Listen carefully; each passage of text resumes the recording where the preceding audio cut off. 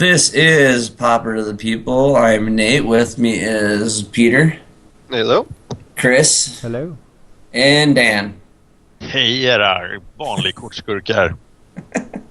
Okay. I wish I had any idea what you just said. Yeah. I wish I had. How's everybody's week, man? Pretty good. So what do you do this week, Chris? Played some Pauper Premier events, and I did top eights on did top eights on both of the ones that fired. The Saturday morning one did not fire. It got to 30 people and sat there. Yeah. No. Yeah. I think it was probably because it was the same time as the mocks, and it was also pre-release weekend, so a lot of people were going to the pre-release instead of spending 6 hours in a Pauper Premier event. Yeah. And, if you guys listen to my other podcast, there's a guy named CJ Lack who was a guest on it, and he talked with us about elves for a little while, and he actually won the mocks this time around. Nice. That's cool. Wow. Good work. Yeah, he won the cube sealed. There was a lot of laughter about that, but yeah, congratulations to CJ Lack for winning, and wish you the best at the Pro Tour if you're going to go to that. Yep. What do you do this week, Peter? This week, a lot of work, did some stuff, and watched the game that wasn't a Super Bowl on Sunday. To watch the game that wasn't a Super Bowl? That was not a Super Bowl. No. That was a slaughter. Although I'm happy with the outcome because that is like in our area, like my group of friends, they're like all like, yeah, well the Seahawks don't stand a chance, blah blah blah, and I'm like, oh, I hope they win just so you know it alls are wrong. And they were, and the cool thing about it is we have our first legally deaf Super Bowl champion in the Seahawks. So that's kind of cool. That one player, I can't remember his name, but he's legally deaf. Was it the guy on the defensive line or whatever? Yeah, he's legally deaf, and he's plays for the Seahawks. So we got our first legally deaf Super Bowl champion. So that's kind of cool. Other than that, what do you do, Dan? Yeah, I've been keeping up doing about 3 videos a day for the YouTube channel, like I've been doing for a year. That's cool. I have slipped into playing M14. I made a commitment when M14 was released that we would do 100 videos about it. Yeah. And now nobody else is doing it, so I have to do it myself. I think we're at 72 or something. And I'm having a blast. It's so much fun. That's cool. I'm playing M14 sealed, and it's If you crack just play blue when you win. Let's say you crack any mute vaults in my way. All right. I'm also working on another YouTube channel, which is not Magic related. So I'm gonna hopefully produce the first content of that. It's about ancient history. Nice. I'm interested in that. I'm doing a series on 1000 BC and sort of the world situation then, high civilizations and what's going on in different parts of the world. Nice. In 1000 BC. I have to check that out because I like historical stuff. I'm trying to change the name of the channel. I haven't figured out how yet, but it will be called Fan of History. Yeah. To illustrate the point that I'm not, I don't have any kind of degree in history. Yeah, that's cool. What have I been doing? I've actually finalized my Delver list. I know what I'm gonna use, and I've been testing with that online in my spare time. For that next tournament we're doing? No, for the Mox tournament that they're doing in Plummer. Yeah. I've been I finalized a Delver list, and I've been practicing with it and stuff as much as I can because I got to play Dazes online, or I got to play 4 spikes online because I don't have Dazes and I can't afford them. So, but it's working out pretty good. I took 2 EDH decks apart and reformed 2 other EDH decks I had to make them work better. So, if you need the Dazes online, just hit me up. I'm not usually playing Pauper anymore except on the weekends. Yeah. For the premiere events. So Okay. if you want to borrow the Dazes during the week, you can. Yeah, that's I think cool. I can probably loan them to you during the week. Okay, that'd be cool. What else? Oh yeah, I turned when it comes to EDH though, I turned my Intet deck into an Omen Machine deck, and it's really really fun now. Everybody else is gonna hate it, but it's fun. um, what else I've been doing? Oh yeah, I got heavily into Arrow. I'm finally caught up. I'm happy. Good.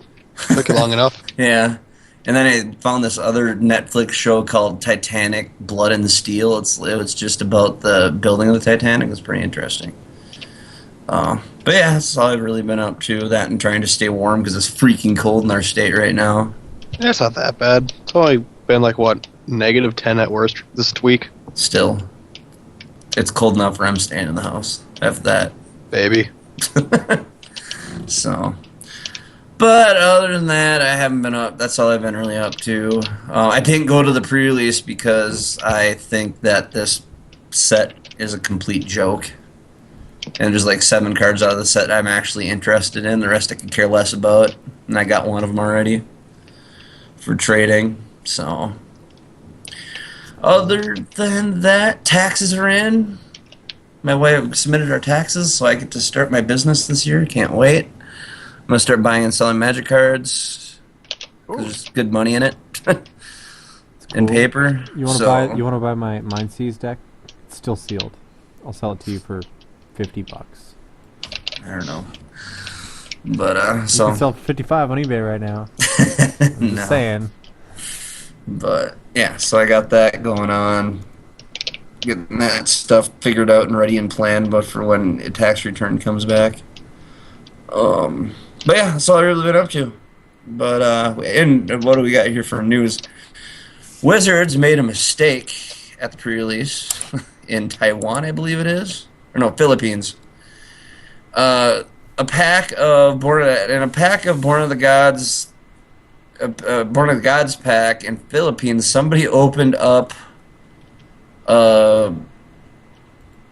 and got a foil rare called Magister of Worth that is not even in the Born of the Gods set. It reads as this: Magister of Worth, creature angel, 4/4 flying. Will of the Council. When Magister of Worth enters the battlefield, starting with you, each player votes for grace or condemnation. If grace gets more votes, each player returns each creature card from his or her graveyard to the battlefield. If condemnation gets more votes, or the vote is tied, destroy all creatures other than a Magister of Worth. They're saying that this is going to be part of a set called It's supposed to be part of a multiplayer set. You know how during the summer Wizards they launch their whatever multiplayer thing they're doing that year. They're releasing this. I'm guessing this is probably going to be some sort of special set of Magic just for multiplayer use.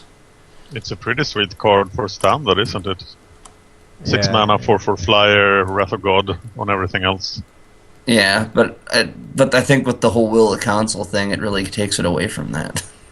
No, but it's if it ties or if you are 2 players, you say destroy. The vote will be tied and everything will be destroyed. Yeah, that's true.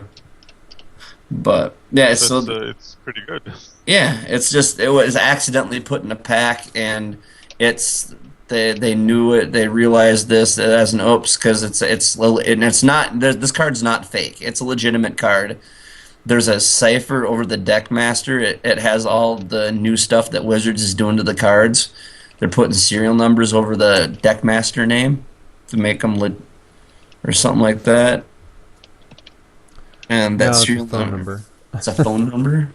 Yeah, that's weird. But there is no rare ship. It's gold. Like in M15.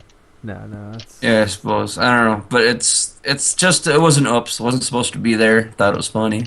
Is there a multiplayer product every year? Huh? Is there a multiplayer product every year? Yeah. It was Commander. Which one? Commander for the past 2 years, right? No, Commander was in 2011. Plane Chase. They did Plane Chase was the other one, yeah. They did Plane Chase. What did they do in 2012? Plane Chase is older than that. Plane Chase. And... That was the more recent Plane Chase Yeah, one. The Plane Chase was an older one, and they brought it back for a year. Yeah, I think the multiplayer thing is something new Wizards is doing. They're realizing that there's a multiplayer market now, so now they're trying to develop that. I'm hoping that Wizards wises up and just reprints the Vanguard. I would love to see some Vanguard because I don't have them. It was back when, what set was it that came out? Mirage. They did come up with a multiplayer format back when Mirage came out. And you had a card of, like, say, a really good example. One of the examples is Karn. Karn, it's a card you start out with. You play your game as normal in a multiplayer game of Magic. And everyone has a Vanguard card, and whatever Vanguard card Think of it like a general. Yeah, it's like a general, but it's not. It sits out of the game. Generally, Vanguards do. No. Vanguard operates in the sense that it augments three things. It augments your starting health, your hand size, and then it has an activated ability usually. Yeah, wait, they have that on Moto, I think. And those are like, you never actually... The avatars. Yeah, the avatars on Moto. Yeah. Yep, but there's an actual game for it that was originally invented in paper. Other than just Momir Basic. Yeah, it never took off. It never ever took off. And when Mirage was out, but now with the multiplayer base, I'm hoping that they revisit it and bring them back because I want them. So that was that thing I found. And the other big news is Wizards is trying to get rid of Jund or make Jund not so stupid. They have now banned Deathrite Shaman. Yeah. First they got rid of Bloodbraid Elf, and when Bloodbraid Elf went away, they just threw Deathrite Shaman in, and now they're trying to get rid of Deathrite Shaman. So I find that funny. They also unbanned 2 cards too with that. Yes, and they also did some unbannings. They brought back Wild Nacatl and Bitter Blossom. So now fairies can come back, and so can Naya Zoo. And for some reason, on the 14th of January, people started buying Bitter Blossom like crazy. So it was 8 tickets on the 14th of January. I think there's a major leak for this one. Yeah. Yeah, there's a lot of conspiracy theories going on Twitter and stuff. Yeah. Like I guess in my view, I think Wizards needed to do something because Jund is just overpowering. Everywhere. It's everywhere and overpowering. They needed to do something to stop that deck. Okay, so Jund will either Sword Seize Bitter Blossom on turn 1 or Abrupt-Decay on turn 2. Next. Yeah, I mean, they're gonna... This doesn't really do much to Jund. It just takes away, like, a tool, right? Yeah, it takes away one of their tools. Yeah, that's all. You're taking away another tool of Jund, trying to... But I think the purpose of Deathrite Shaman, of banning Deathrite Shaman, is they actually wanted to... Like, they just wanted... It just... The Shaman just did too much and then it asked too little of Jund players. Yeah. Yeah, because there isn't one card that makes or breaks Jund, because Jund, whenever it's built properly, it's just a giant tool set. Yeah, it's just a collection of really good cards. Yeah. Right? That's all it does. But so the official announcement on it says that Deathrite Shaman is powerful at all stages in the game. Having a strong attrition-based deck is a large portion of the metagame, makes it difficult for decks that are based on synergies between cards instead of individually powerful cards. We believe that removing Deathrite Shaman from the format will leave more room for future innovation. Yeah, they're just trying to let more decks enter the pool, so... Almost any green or black deck played for Deathrite Shaman, so... Yeah. Basically. Well, so surprising. Such a good card. Yeah, so... The biggest problem actually with Deathrite Shaman was that normally mana acceleration comes at the cost of playing cards that are less powerful in the late game, and Shaman was just too good at all stages in the game. Oh yeah, it's ridiculous. It's funny because I've never played Modern, so... A good replacement for Deathrite Shaman would be Bitter Blossom in Jund. Yeah, you don't have to splash white to get Lingering Souls anymore. Yeah, And it's actually played in Jund in Legacy. Yeah. Some of the time. It's at $12 right now in Star City in paper. Was that Bitter Blossom? No, Deathrite Shaman. Okay. Oh, okay. The Bitter Blossom should be more expensive. No, Deathrite Shaman's going to tank. You know. Yeah. Which I have a friend, and I got a friend, one of my ex coordinators that used to work under me. He has a collection of Deathrite Shamans. Like, he has over 100 Deathrite Shamans. It's like one of his favorite cards. Yeah. And he's holding on. He was holding on to them because he figured they were gonna spike. Yeah, not so much. Sucks for him. I think they will not tank as hard online because they will be needed this summer when Vintage Masters is released. Yeah. Wait, is Deathrite Shaman a thing in Classic too, or in Vintage?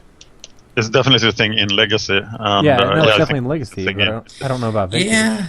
I think that's one pre-release I'm going to do online. I want to play some Vintage. Vintage Masters sounds like fun. It does, doesn't it? Except that the Power 9 is so rare that you will not see them in a draft. They are super mythic, Says ultra you, rare. I'm going to play like 30 of them. But you won't see a Power 9 card in 30 drafts. If it's anything like Modern Masters was, you're going to end up with money cards anyway. So... Yes. No, yeah, I mean, you got to play at least a few, right? Just play the lotto. Yeah, play lotto. Hope to get one. Because you figure you pull a Black Lotus and like your MTGO is probably paid for like a year. Somewhere where they will be, how popular the Vintage Master format will be. I could see the Power 9 cards spiking crazy and then just die. Yeah. Or lose a lot of value if Vintage doesn't take off. Yeah. It's a new format online though, so yeah. So, but yeah, that's all the news I found. For good reads, just Chris's article on Stompy. Yeah, I got an article on Stompy, and I did Ghoul Razor yesterday too. Nice. Ghoul Razor. How's that for you? It sucked. It's bad. It's Ghoul Razor's casual. I just have to realize this now. It's like every time you play Ghoul Razor, you have to realize you're just playing a casual card. It's fun, but it's not really effective. It's one of those cards that are cute, and that's about it. It worked out okay. I managed to pull out 2 wins. Yeah. And then we got who submitted the Brazil article?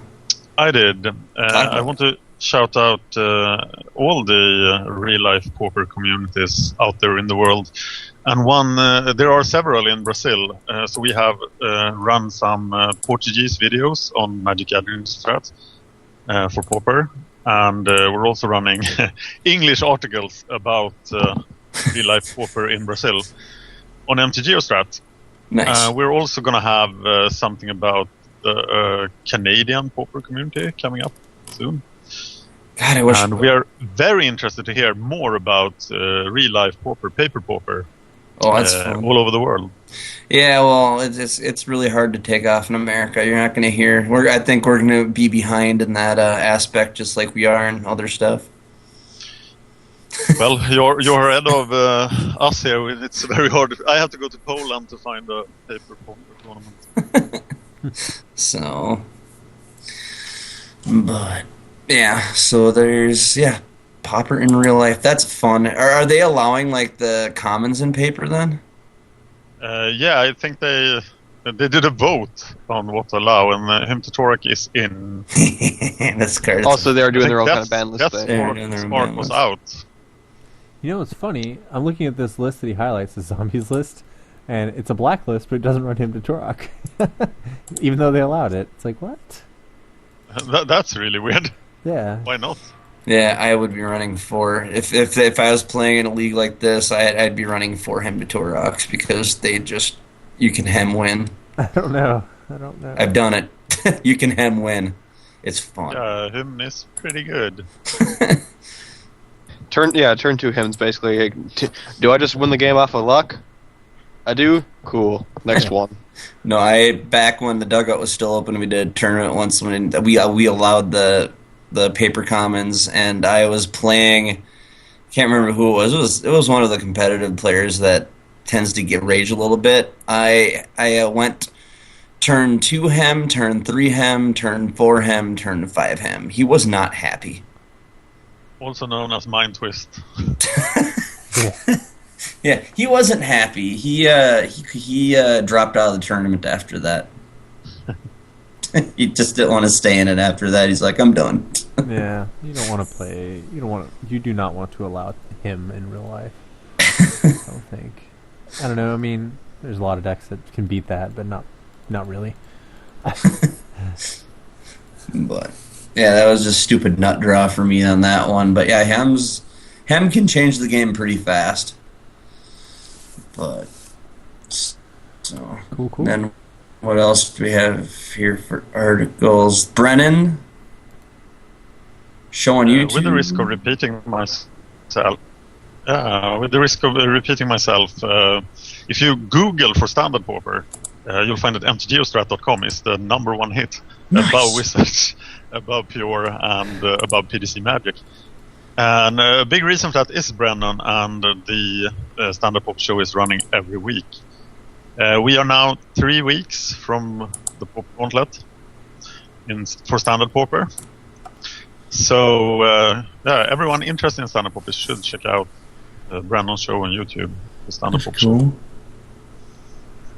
Pretty sweet. Sounds nice. I even tried to get back into the format myself now because it's so close. So I played Band Pants Hexproof against the Mirror. Yeah. It was horrible. 2 decks playing solitaire. That sounds like fun. Yep. That's cool. Yeah. Chris, no comment. God, Nope. you really don't like that deck, huh? Nope. Can't say that I do.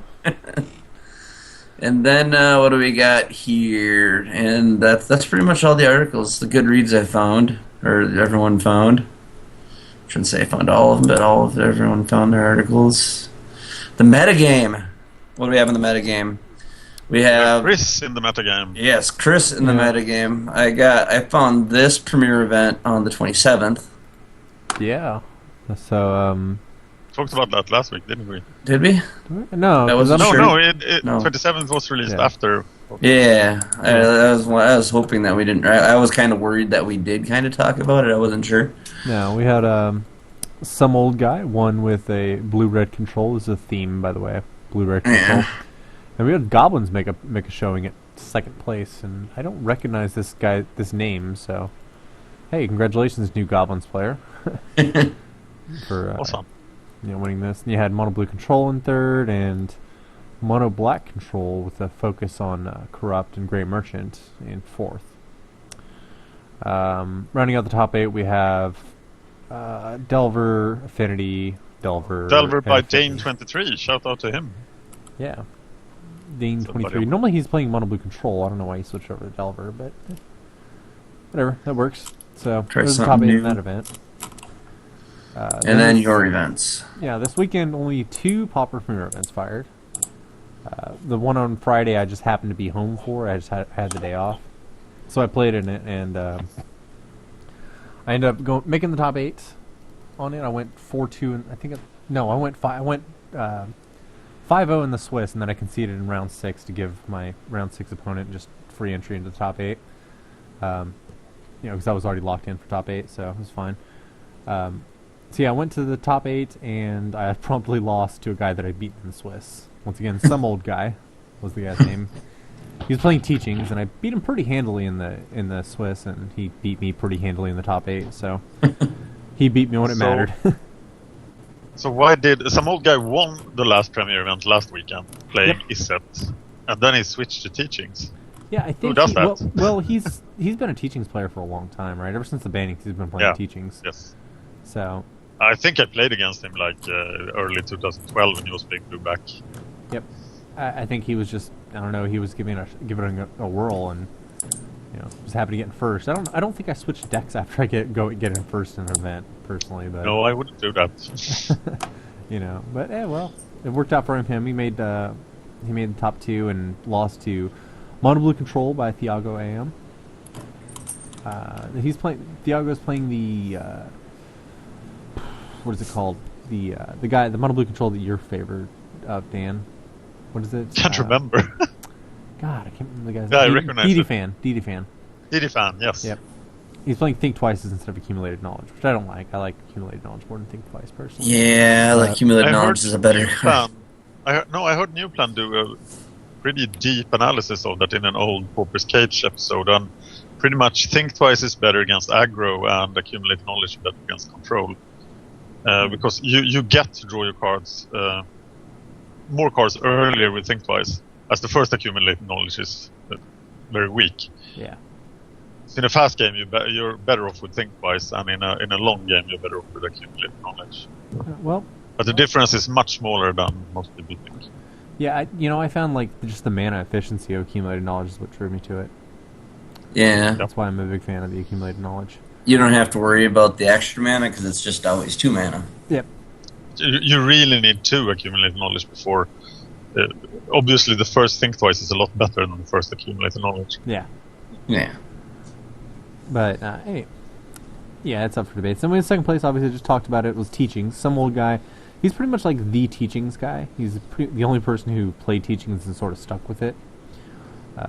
Then we have Johan 80 who's playing blue-red control.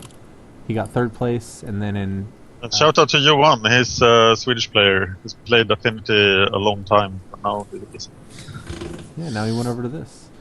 Then we have this is Paul Rietzel, I believe. Little Darwin placed in 4th with Affinity.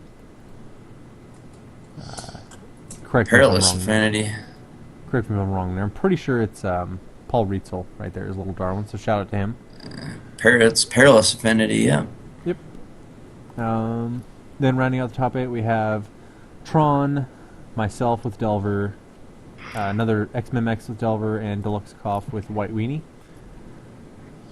He really likes White Weenie. It's his deck. I think he thinks it is the right metagame call and against the Delver-rich field. Well, like Peter says, it plays the best math ever. Just throw more dudes at the problem. No, I was going to say, the answer to every math problem for White Weenie is always play more creatures. Yeah. And it helps if they all have flying, like in this deck. Do they have more creatures than me? Play more creatures. Do they have less creatures than me? Play more creatures. Do they have a counterspell? Play more creatures to fish out counterspells than play more creatures. Do they have any removal? Play more creatures so they don't have enough removal. Yeah. Real simple math problem. Yeah, and I think I encountered him again in this one. I can't remember whether it was this one or whether it was just us practicing. And it turns out his deck folds really hard to serrated arrows, and I boarded in 3 serrated arrows against him. So, I guess the only problem I have with the Luxikoff's list is 2 secluded steps. Like when I run mine, I only go to 7. I only go to I go with 3 secluded steps, and I only run 17 land. Because I ran 4 before, so it's gone down to 2.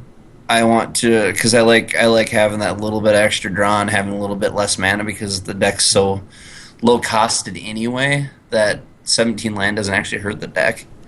well, what's peculiar about Deluxe's list in particular here is he doesn't run Guardian the Guild Pact or Razor Golem or Loyal Cathar.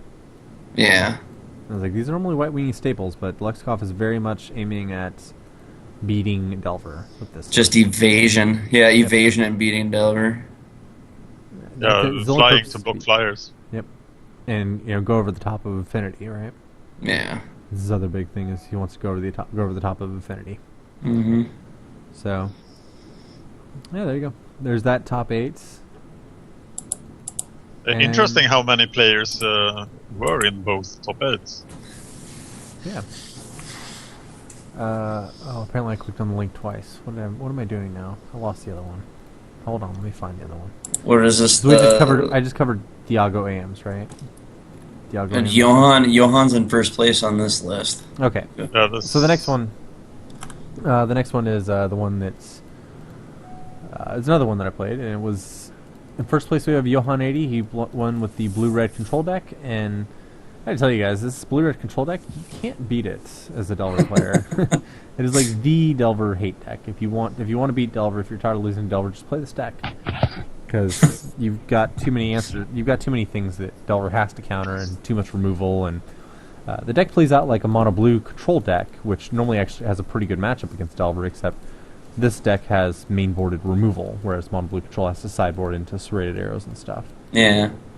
So, yeah, this deck is really very hard for Delver to beat. I can imagine. It looks like they're trying to fish out as many of your counter spells as possible. Yep.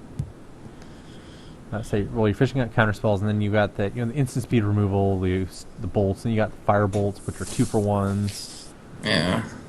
Compulsive research. That looks like a nightmare for Delver. Yeah, it's like I don't know how to beat it. First you get all your creatures bolted, and then Muldrifter appears to seal the deal. You'd think Curse of the Bloody Tome could actually slow this deck down? Because no, because it's got the Delver's secrets. You can't. Yeah, you have to. They're going to put you on a clock with Delver. Yeah, they're not like Is It Post where they're only running Muldrifters. Yeah, I suppose the Delver is actually a reasonable clock. Yeah. So. What is that thing in second place? This is interesting. I'm kind of surprised that this made it this far. Hell? I think this guy's been playing this deck for a while, but it's just Domain, right? It's it's Zoo.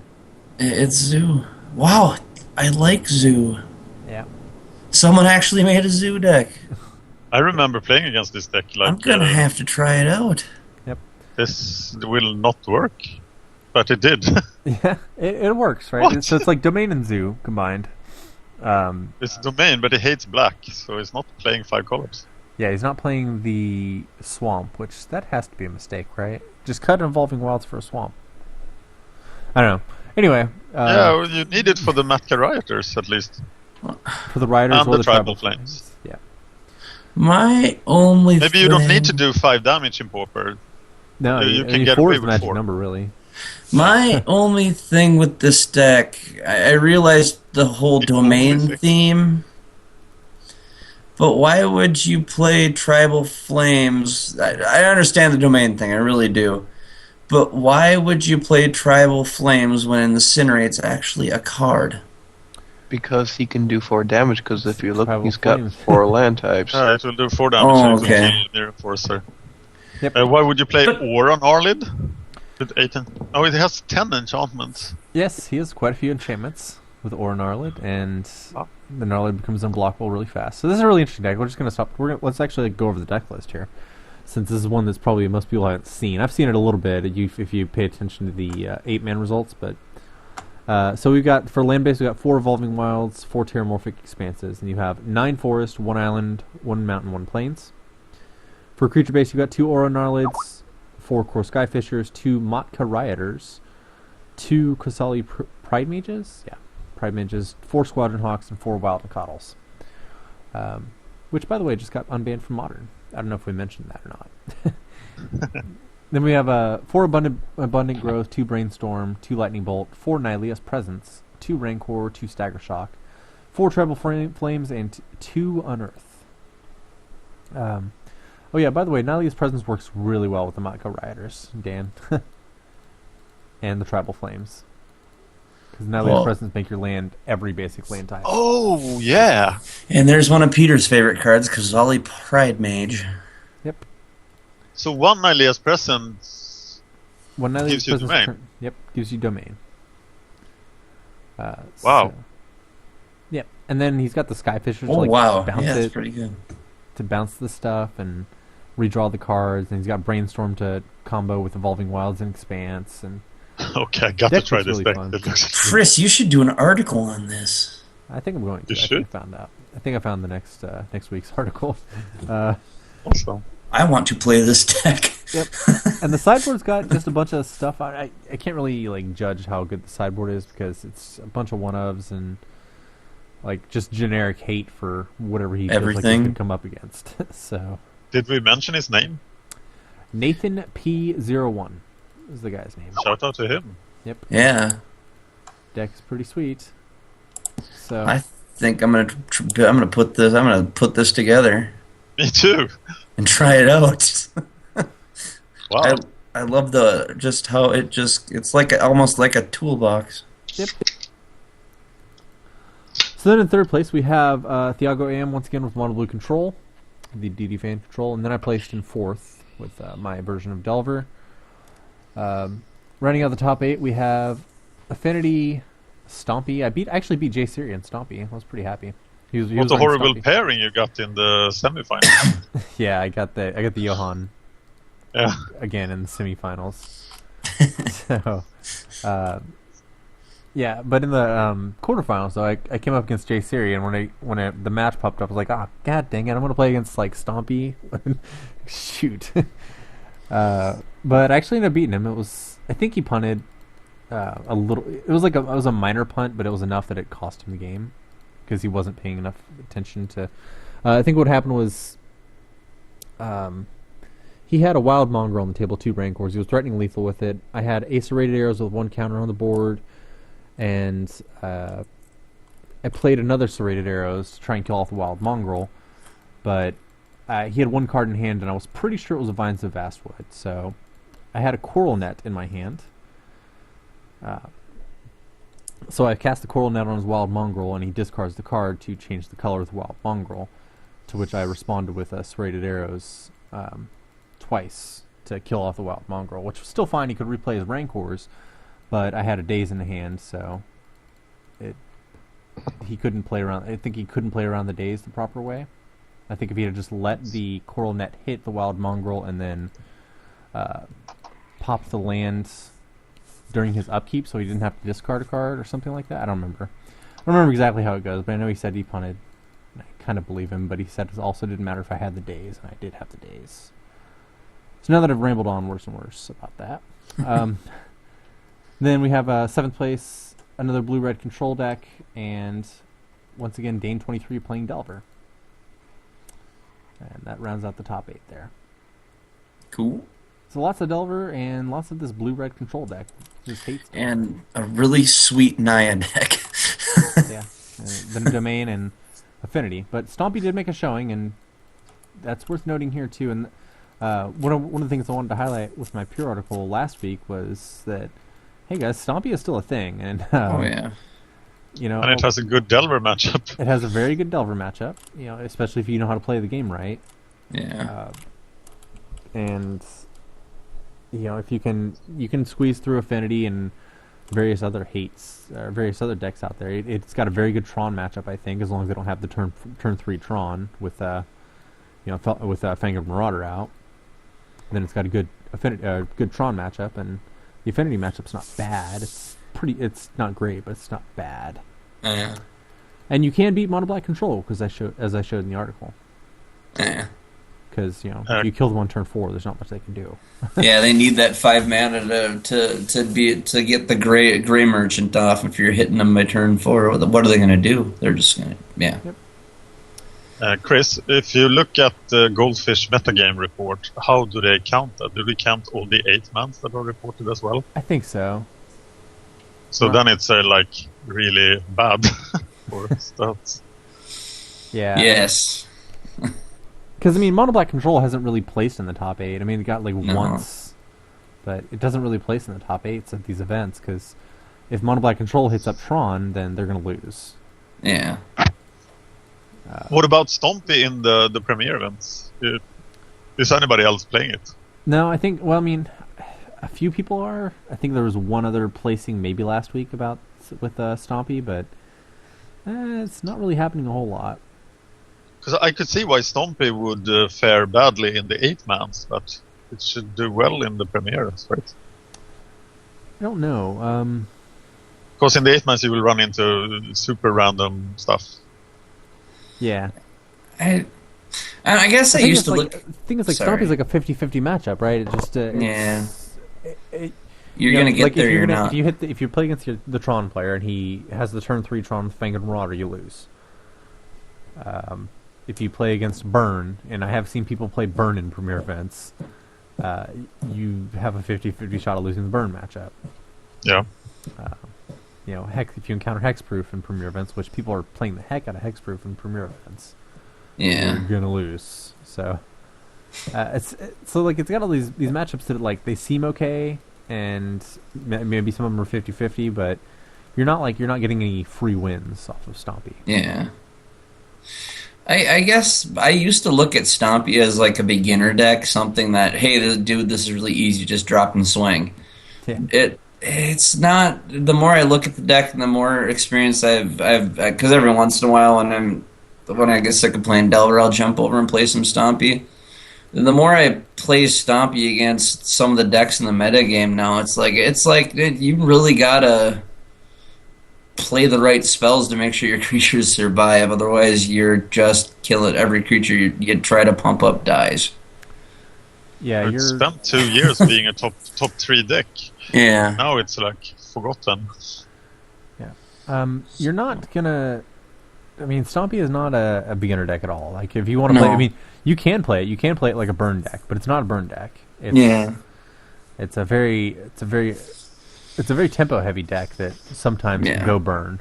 Yeah. You got to know when to play VOV at the right time. You need to know when to play those at the right time. It's just not. Yep.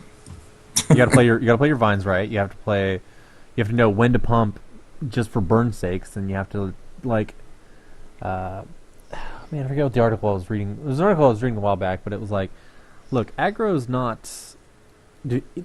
Most people think control is the hard deck to play, but you're not giving enough credit to good aggro players, right? There's a reason why a lot of people are specifically known for being aggro players. It's because that's what they're best at, and like they know how to predict scenarios right, and you have to know.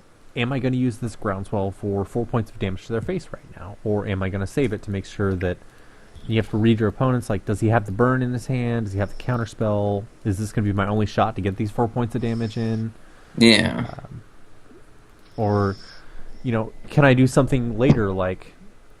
so here's a good example. Jay Seri played a game against me. He played it very well, where I had a Spire Golem on the table, and... I knew he had a pump spell in his hand. I can't remember why I knew that. I gauged it, but I knew he had a pump spell in his hand. But I played a Spire Golem out, and I tapped out for it. He attacked, and I was like, okay, I'm going to let that go. Now, when he made that attack, he had to understand that I could probably have a Daze in my hand. Yeah. And, which I didn't at the time. That's why I didn't block. So he read that, and he read that to understand that I didn't have the Daze in my hand at that point in time, because I would have blocked and dazed him. So... got further and further, and now I have 2 Spire Golems on the table, and he has a Scattershot Archer on the table. Well, he's got a 2/2 attacking Pit Skulk coming at me, and I'm like, well, I know he has the pump spell, but if I block both my Spire Golems, then then he can only kill one of them, right? Because the Pit Skulk wasn't trampling. So what I didn't think of, though, was that he activated his Scattershot Archer, pinged both my Spire Golems for 1, then pumped his Pit Skulk to kill off both my Spire Golems. Because he separated the 3 damage. The Pit Skulk was on a 6/6 after blocks. Yeah. And he could separate the 6 power over the Spire Golems, because they'd each already received a point of damage. So he was able to kill off both my Spire Golems. It's like, that's a line that I've never seen happen before. I never even thought to play that line before. And it just goes to show you, like, the caliber of the pilot makes a huge difference. Like, how many times throughout the Swiss events, or throughout the Swiss, did he do something like that to somebody that just completely blew them out that they didn't even think of? Yeah. So, and then you have other instances when you're playing Green Stompy where you're trying to read your opponent and you're not getting much of a read off of them, and it's like, well, I'm just gonna gamble. Yeah. and hope for the best. Yeah. And sometimes and sometimes it pays being off. the problem deck makes it to where you can do gambles like that, and sometimes it's gonna pay off. So, what about the choices that the creature choices in J Series deck? The new cards and stuff. I talked to him a little bit about it. He said he'd cut Slaughterhorn because it was worthless. And the back when I first started playing Stompy, we discussed this at length, and what it comes down to is, like, Stompy is pretty much like 52 cards are set in stone, right? You're not going to change those from deck to deck. And then, like, you've got these other choices, like the slot of, like, Wild Mongrel, Safel Elite, Leaf Crown Dryad, Basking Rootwalla. Like, but he has changed more than... or maybe because he replaced the growth spells with Slaughterhorns. Yeah, he did. Yeah. Which he said, Slaughterhorns are going away. They're worthless for him.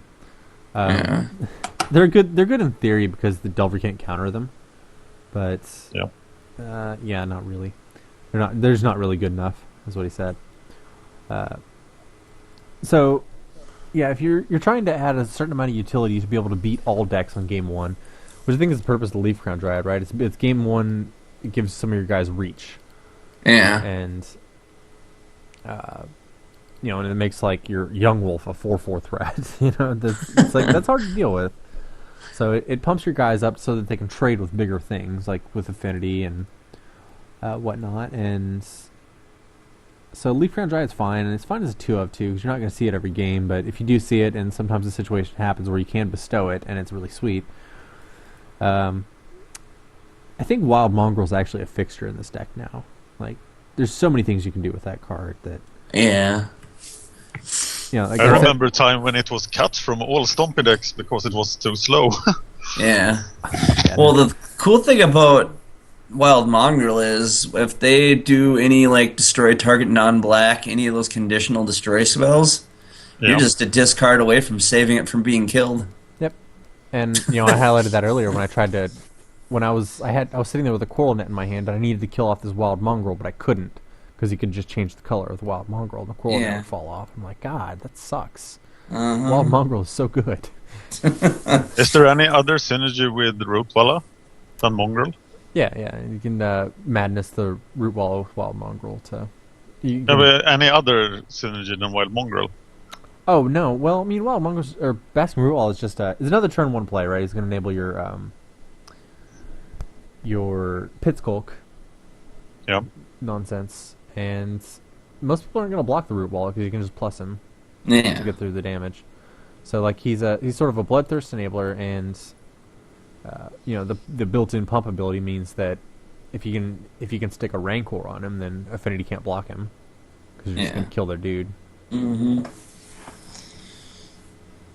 Yeah. So Basking Rootwalla is sweet. I like him. Yeah. Well, that was one of the biggest fixtures back when Dead Dog was a deck. It was Basking Rootwalla. The fact that you could, just cheat a creature in and still pump your dudes. Yep. So. But in 2011 articles on Stompy, they say that this was a thing in the past, but now there are much better creatures, and now it's back. It stood the test of time. I can't understand really why. It looks like Companion or a Ledgewalker or anything should be better than Rootwalla. Classics never die.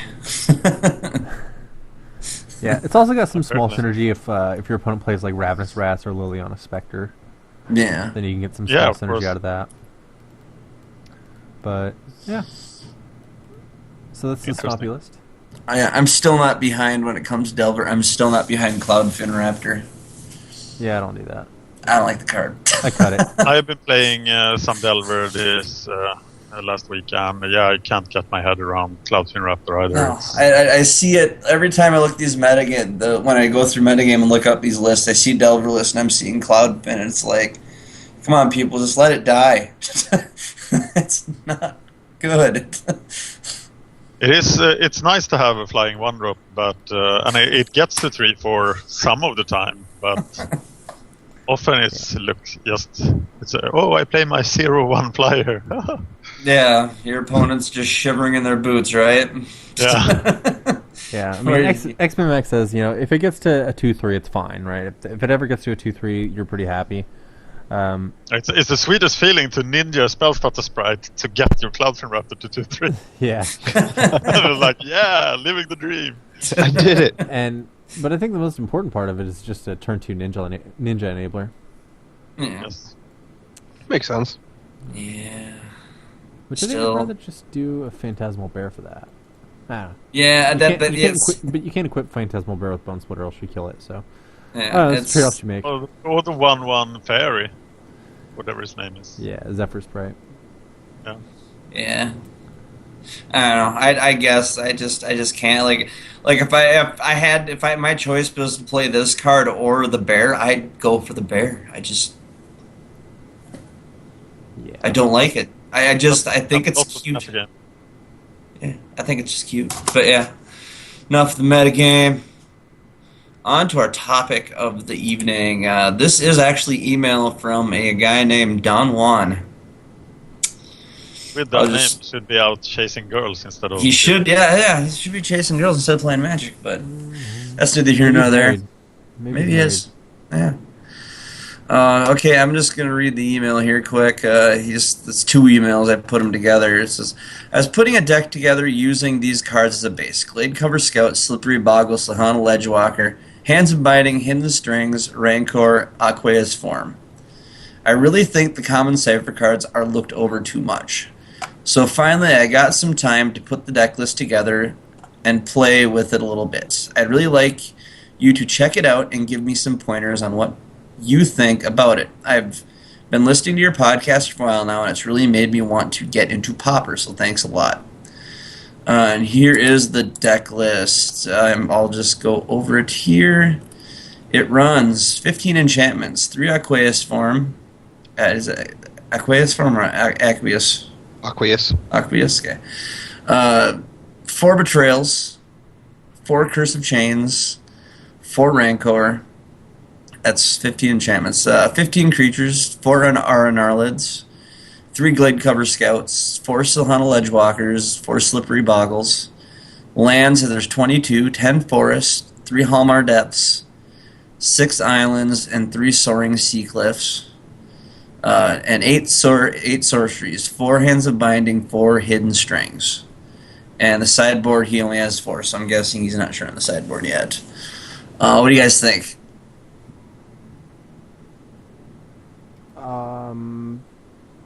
Yeah, I'll let somebody else chime in first. I think the creature base looks good. Like I don't see anything wrong with the creature base. I think the creature base is fine. How close is this to a normal hexproof deck? Are they 20-20-20 in creatures? Looking at the generic MTG Goldfish hexproof list, you have 16 creatures and 18 lands, and the rest are spells. So this is very close to the normal hexproof list. It's pretty close, yeah. Yeah. So what you're doing here is giving up like ethereal armor and the white enchantments armor for the cipher and blue. Yeah. So you're giving up a lot to go blow here. Yeah, Alright, so his whole idea here is he's trying to basically abuse betrayal. I think that's sort of the point of betrayal. Yes. And betrayal is it's an enchantment aura, and you can play it on a creature your opponent controls. And when the enchanted creature becomes tapped, you draw a card. So he's trying to synergize this, basically combining with Hidden Strings and Curse of Chains to basically force their creature to become untapped and then tapped, and then so that he draws lots of cards. Yeah. And I guess with the Aqueous Form, he can scry every time it attacks. Yep, he gets to scry and control the draw. He controls the draw, and he also gets just let his Rancor up 1-drops and stuff get through. Yeah. But without Aqueous Form, and he will have a hard time to get the cipher thing going, right? Yeah, or an Arlid can get through, but that's the one thing I'm seeing is the reason why Glade Cover Scout, Solana Ledgewalker, and Slippery Boggle are all nice is because they're usually met with an immediate either ethereal armor or ancestral mask or just something that makes him a big threat right after that. Yep. The thing is, his only big buff spell is Rancor. So unless one of those guys are paired, so Solana Ledgewalker can still get in some of the time because he's kind of evasive. But like the Glade Cover Scout and the Slippery Boggle, I'm getting the feeling aren't going to be in a whole lot unless he's got a Rancor out. And then Arnard, again, while being evasive for the most part, he doesn't have a way to protect himself from getting destroyed. So any removal that his opponent might have will be hitting that guy. Oh yeah, Arnard is the first. Like if I'm looking at a board full of those creatures, Arnard is the first one gone. Well, he does have some answers to trying to get his creatures through, right? He's got the Curse of Chains. He's got Hands of Binding, which is going to lock down the 2 creatures the first turn, basically. And then Hidden Strings to tap their guy and start the engine going. So it does that. I think my biggest problem with the deck actually is that it seems like it's actually just relying on Betrayal too much. It's like a too many card combo. That's what I'm seeing. Yeah, there's that. You have to have Betrayal. You have to have Aqueous Form. You have to have the Hands of Binding, Hidden Strings. I think it's trying to do too much. Yep. I think it's an interesting thought. I would like to It play is. this deck to see if you can get it off at all. It looks Yeah, like Playing it against seems like mono this- black must be horrible. He did say that in the very yeah. bottom. If you look at the stuff he was talking about, where he added, made sure that the 4 excludes were part of the sideboard, just to Yeah. help you make sure you dealt with Gray Merchant. Gray Merchants. And when you're playing it back, you need to make sure one creature while simultaneously just having another sack fodder out there at all times. Yeah. Yes. What I would like to see this deck move more towards, though, is just move towards the tempo deck, right? I like the Curse of Chains, and I like the Hands of Binding, actually. Those are both pretty nice. Yeah. But there are some nice Simic enchantments you can get, and I don't remember what set they're from. I'm having to pop up Moto right now to look that up. The things like Steel of the Godhead, right? Where if this creature is green, it gets blah. If this creature is blue, it gets blah. Yeah. And it happens on the same enchantment. You get the 2 bonuses from 1 enchantment. Yeah, looking that Simic enchantment, that would, yeah, I know what you're talking about, yeah. So that's the kind of thing that I would like to see in this type of a list. You know, I think you can still go with Aqueous Form is even pretty good, right? If you slap an Aqueous Form on a Silhana Ledgewalker, or if you slap it on anything, you're gonna be able to smooth out your draws, and you can even combine that with things like Ophidion's Eye, which is another enchantment. Another enchantment you can use is Ophidion's Eye. Mm-hmm. Yeah, that card's fun. And just start doing all kinds of nasty things. Yeah, because I'm looking at this list and I'm really thinking that a naturalized betrayal just really ruins his day. Not to mention Electrickery. Yeah. The reason that Hexproof is good is that they build Voltrons, and that they gain life, so they can raise people. This deck will have a very hard time with Burn as well, Yeah. without the life gain. And without any creature, with no betrayal target. Then, what do you do? Yeah. Well, he has an undefined sideboard at that point, so if he was going into like Burn, I'm assuming he'd probably bring in at least Hydroblast. stuff, and sideboard out the betrayals because they wouldn't be getting a whole lot of anything. Yeah. Say with Curse of Chains and stuff like that. But yeah, it's an interesting list, but I still think it's trying to do too much currently. And I understand what Soaring Seacliff does. He's trying to go over the top with probably R&R Lit and anything he can. Well, it helps get the engine started. Is the thing. Yeah. That's the thing with this deck. I can see where if you get the engine started, this deck could take control and they could lock someone out. The trick is you need to get that one guy with your Cypher card in the first time so you can start it up. Mm-hmm. And so he's like, you can see that's why he's playing like the Sea Cliffs and the Aqueous Form and stuff like that. So you can get the engine started, so you can start ciphering, locking stuff out, and then eventually using Betrayal as a giant card draw engine. Yeah. But so I think one of the things that if he's looking for help with stuff is like, how can we get that engine on sooner or faster? Yeah. If you want to go with this list, yeah. If that's what you're trying to do, yeah. If he wants the gameplay, the stick to this is like it's finding a way to enable that engine quicker. Yeah. Whether it be I don't even like Preordain or Ponder. I don't know. But I still think you're taking away. Yeah, but what do you pull up? Some kind of cantrips would be fine. Yeah. I think actually you pull out the cute engine. That's my opinion on this. You pull out the cute engine, make this a more to a tempo deck. Yeah. A tempo, my guy is unblockable, you must deal with me now type deck. Mm-hmm. So I think if you do that, man, what is that Simic enchantment called? That's gonna drive me nuts. I'll work on it. I think it's Favor of the Overbeing. Favor of the Overbeing. Thank you, dear God. Favor. I think you need to fix the mana base here as well, that you can't afford Halmar Depths. Yeah. If you want to play 2 colors, you're gonna need Evolving Wilds or Terramorphic Expanse. Yep. And you can't afford to come into play tap lands that has such a marginal effect like Halmar Depths. Yeah, Favor of the Overbeing is really good. But how many things that actually hit? Gives your guy vigilance, but the only creature who can actually get both effects is Slippery Boggle. Yeah. Yep. That's the one problem with it. Yeah. Like even. Yeah. I don't know. What it does on any of your other creatures is it turns them into a green local power that doesn't come back. Yeah, I'm gonna have to agree with Chris here. I think it's trying to be a little too cute with a too many card combo. Yep. But I think the combo is it's not dependent. He doesn't need to have 3 cards to get the combo off. Betrayal will work by itself. It's the Cypher cards then that maybe doesn't work on their own. Yeah. Um, Just out of curiosity, who here has actually played with the Cipher cards in a constructed format? Because I remember we used them back in the nobody has. blue and white standard. Cipher is a list, I remember, constructed. but Cipher is a constructed unplayable mechanic. Playing around with the list that abused the shit out of them with bears, because Cipher doesn't actually get rid of a bear.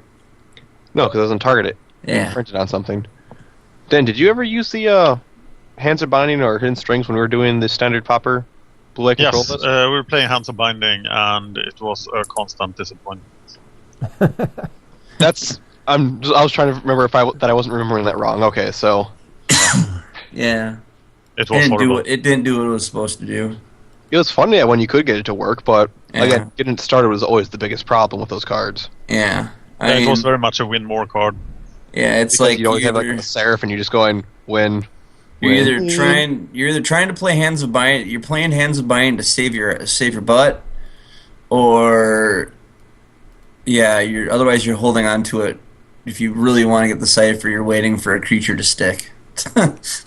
A safe creature that you can stick in. A safe creature that you can stick it on. So at that point, you're saving it for like a Glade Cover Stealth or Glade Cover Scout or Boglet Yeah. as Aqueous form. Yeah. Yeah. Doesn't this deck really want Ancestral Mask and Yeah, it does. land enchantments? Yeah. It Wind does. enchantment's also a way to fix your mana and draw some more. Cycle through your cards Yep. a little bit faster as well. You can play the the Abundant Growth? Yes. Yeah, you can play Abundant Growth. That's a 1-drop even too, and you can draw a card off of it. If you're really ambitious, you throw one Annihilator's Presence in there. Yeah. I think I'm this thinking- this is very innovative thinking, and I think this and the domain deck shows us that brewing is never gone in Pauper. Yeah. That's what's so awesome about it. Darn it! Now I have 2 decks for homework. Oh.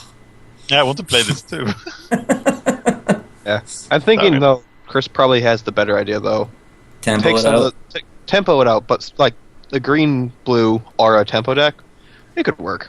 Yeah. And So. since you're playing blue, you might as well throw in counter spells. Something like that. No. When in doubt, add a counter spell. Because yeah, like in a blue deck like this, I'm kind of surprised that like what is it? Spectral Flight isn't in there because that gets them a little bit bigger, gets them out There you of go. Yeah. Spectral Flight's a good one to toss in there Yeah. too. like trickery range, gives them evasion.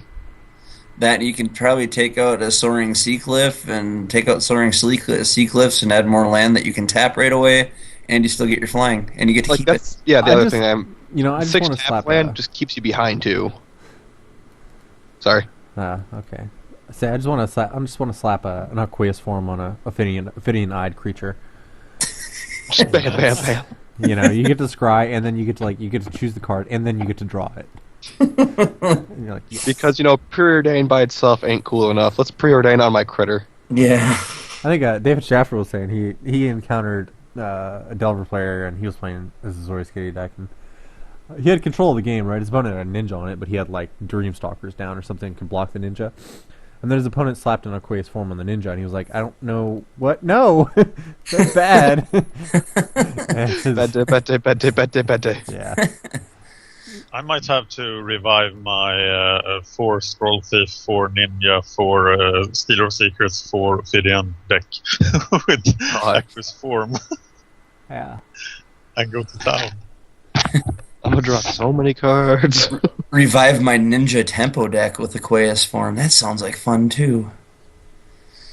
Your ninja. Oh, like the deck? misplayed Shinobi. Your Delver I deck. made a Ninja Tempo deck. I went with the Tempo idea of like mono blue, but it was nothing but ninjas. Mikey tested it on his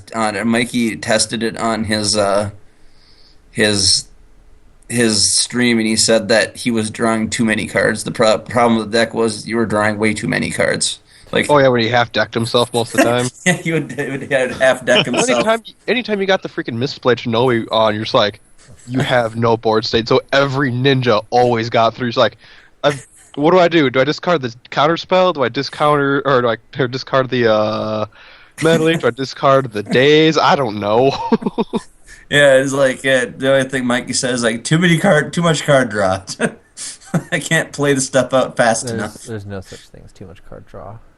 That sounds like fun. All right. So But there yeah. we go. There's your advice, Don Juan. That brings us to MTGO Finance. Yes, we are in the middle of flashback drafts still. Makes me wonder how long they will be going on. So I wouldn't get into any Pauper cards on speculative basis that have not been flashback drafted yet, like Masters Edition or Mirage. Right now we are doing Mirrodin, Thoughtcast and Artifact Lands, Shittering Rats, Serum Visions, all good pickups. Come the weekend, this week, they end on Wednesday. And then we are doing Invasion. And Mirrodin drafts didn't fire as much as Zendikar did the week before, but I think Invasion drafts will fire a lot because this is a legendary draft format that people, and it was the first draft format on Magic Online, so Yeah. a lot of people have drafted this format and love it. It's multicolor party. It's what everybody wanted Dragon's Maze to be, but It's Dragon's Maze multicolor wasn't. stupid.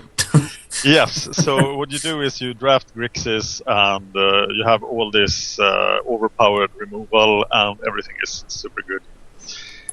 So the Pauper cards in Invasion block will drop horribly next week, such as Exclude, Prohibit, Armadillo Cloak, etc. That's the time to pick them up then.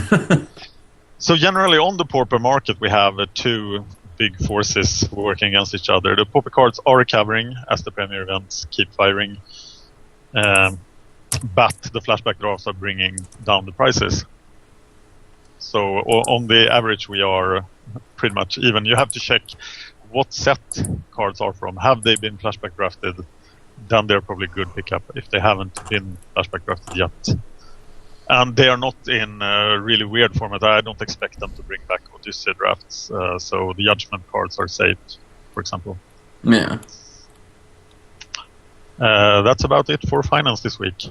Check out my finance show on YouTube. I do it every night before we do this. So I do the finance thing, go to sleep, and wake up at 4:30 in the morning to do this. It's called Weekly Finance Tips on Magic Gathering Strat on YouTube. Cool. Okay. Cool. And next we've got the Rage of the Week. Chris? I didn't Go post, for did it. I post this one? I don't know. I usually do Rage of the Week. Okay. Looks like This one's just quick and beautiful. Yeah. It's pretty quick and beautiful. It looks like it's a modern match. I think from getting this right. It's got 3 Aether Vials on board. Wow, Boros 2 Guild Isochirons. 2 Isochron Scepters. Yeah, it's got to be Killing modern. Fiend. I don't know what these cards do. So Why it must are there must guild be modern. gates? I have no idea. But I'm guessing this is modern. Let's put it that way. Yeah. And it looks like Shifting Shadows activated an Isochron Scepter, and his opponent Smurfus says, "I hope you lose an eye to an infection." That's it. It doesn't look That's the reaction you'll get from Isochron Scepter. yeah. That's funny. I found another one on Salty Losers. All right. It's yeah. Ever since you mentioned this, I look at it on Twitter all the time. No, because they're a pretty good source for finding them. I now have 3 Twitter tabs open. Why do I have 3 Twitter tabs open? Because you like 3 Twitter tabs. I don't know. This one is guy's name is Kimsex. It's looks like we've got a Pauper match. Yeah, we got a Pauper match here. He's playing Blue White Blink. He's playing Blue Eye Blank. Kimsex says, "LOL. You got some unbelievably lucky that my client crashed in the middle of sideboard." Kimsex, nice. Bro. Nice mid-range deck, bro. Yeah, nice mid-range deck, bro.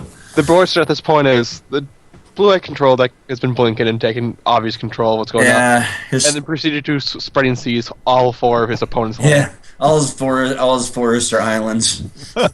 Poor mono green Stompy, because that's what he's playing if you look at the Yeah. grave. Yeah. Meanwhile, yeah, this is from David too. David says, 8 minutes later, I'm still waiting on his next play. Oh god. One of those guys. You know what's funny? So- I'm pretty sure that Kim's ex listens to this show and he knows that we do this Yeah. because he's contacted me on Moto before. So, and I've played like practice matches with him and giving him deck brewing and building advice and stuff. And yeah, he just got highlighted on Pauper to the People. Good job, Kim's ex. Then Grappling Frang, he's got some here too.